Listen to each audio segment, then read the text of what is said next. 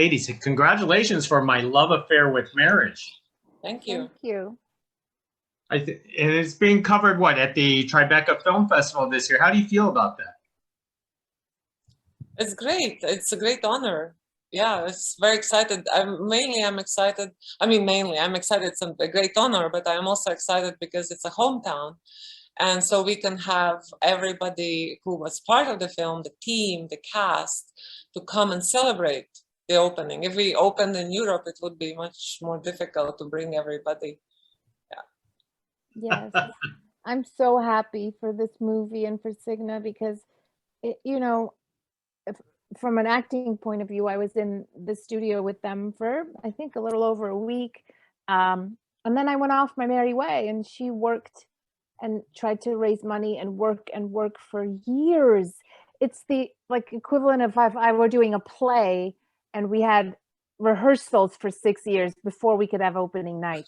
You know what I mean? It's true, though. It's such a long time to believe in this thing and to keep giving it life and to hope that one day it will have a real audience. And so to not only have an audience, but to have one in New York at the Tribeca Film Festival in competition, to go to France, to go to Mexico. I mean, it's amazing. I'm so, so, so happy for Signe and her team. I really am.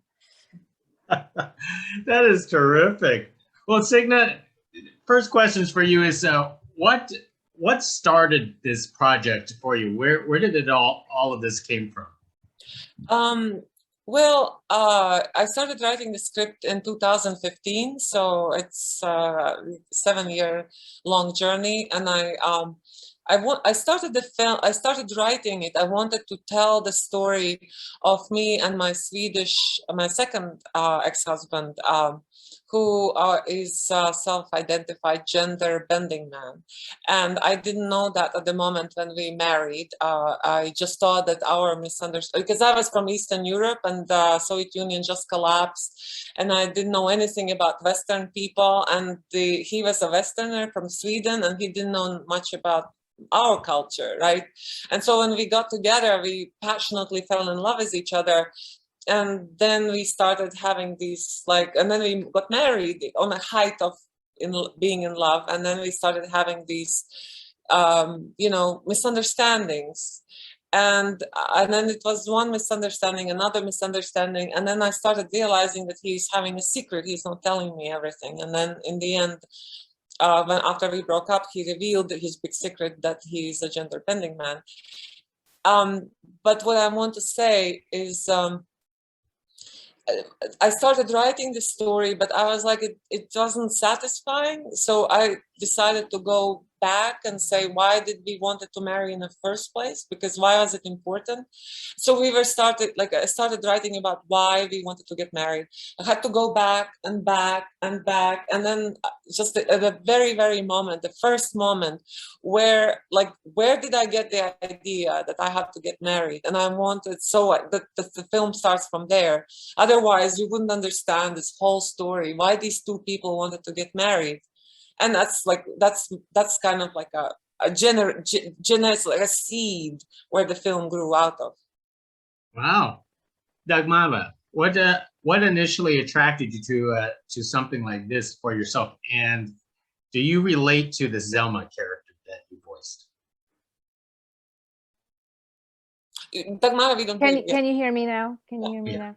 Because I've been having audio issues. You would think 2 years into the pandemic, I would know how to, log on. What did you say? What attracted me to this? Well, everything attracted to me. The script, first of all, as an actor, that's my main thing. What story am I here to help tell? And everything around it is second, right? Who's a part of the story? Who wants to tell it with me? The money, all that is almost does not even come into play. And so I got the script, and right away I loved it. Maybe I didn't relate to Zelma on every level. I'm much more romantic and not Zelma was a bit tougher, and I always felt a certain way about love, and it kind of stayed through my whole life. But what I related to was the world she was marinating in, the world she lived in, the world that stuffed ideas down her throat. I knew lots of Zelmas. I had friends who were Zelmas, and some of them didn't have great endings and didn't have great, luck. And I knew the women in that world and what they were taught to be and how they were taught to act. And there's a bit of I'm a bit of a rebel in certain ways in my life. And so I really related to that. And the fact that I went and watched Signe's prior work, and I just loved it. I felt it was so gritty and so raw and so funny, so sharp, and it wasn't afraid of things that weren't pretty or perfect. And that really spoke to me.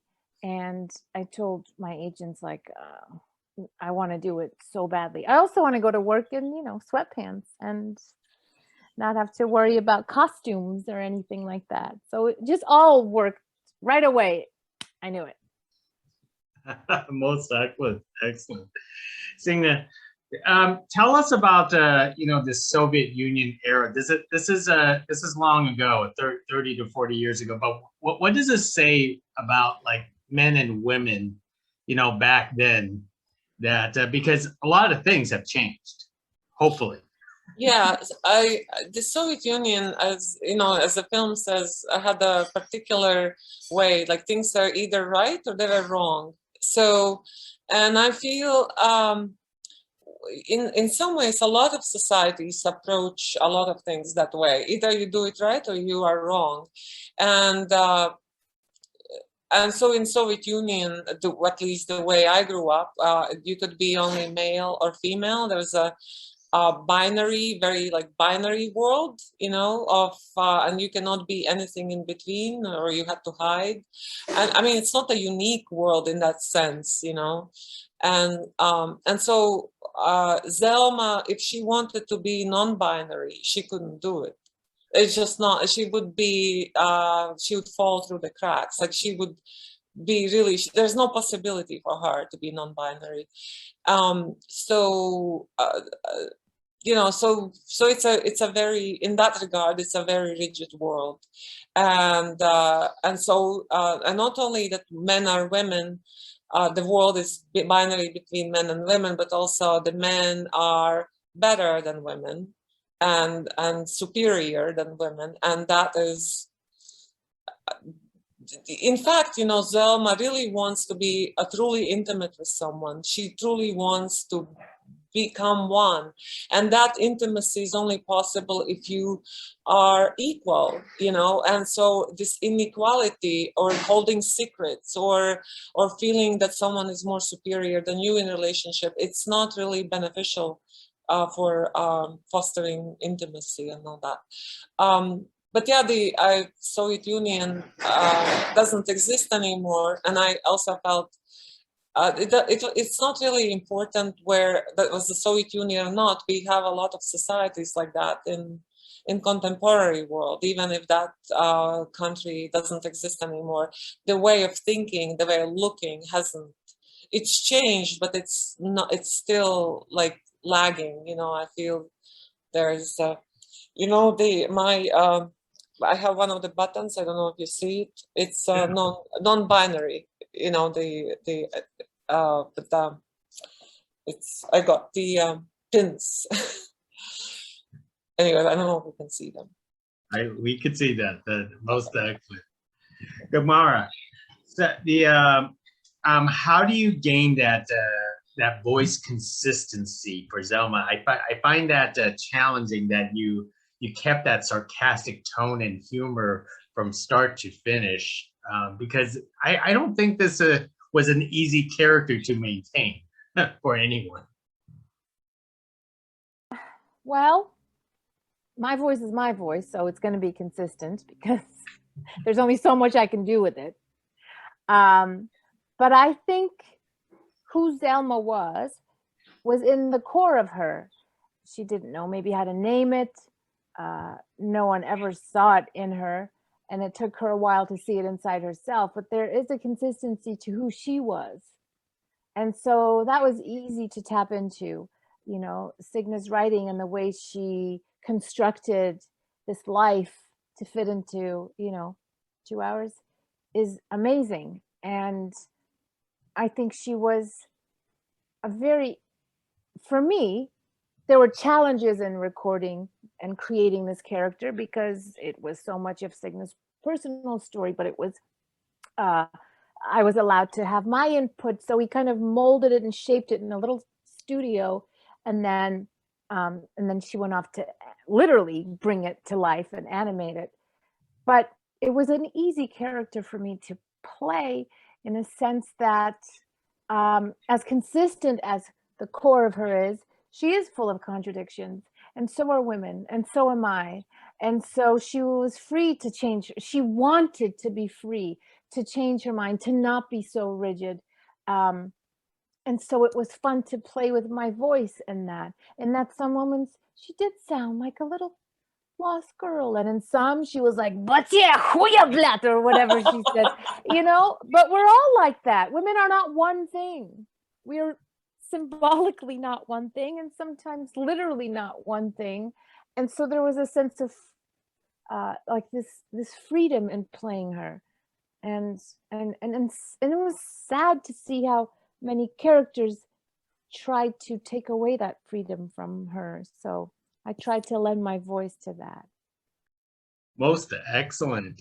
Yeah. Signe, so just throwing the last question to you, because when people get to watch something like this, they're gonna notice a lot of brain science involved in this. Where did that came about, and how much research and how true is this brain science for your animation?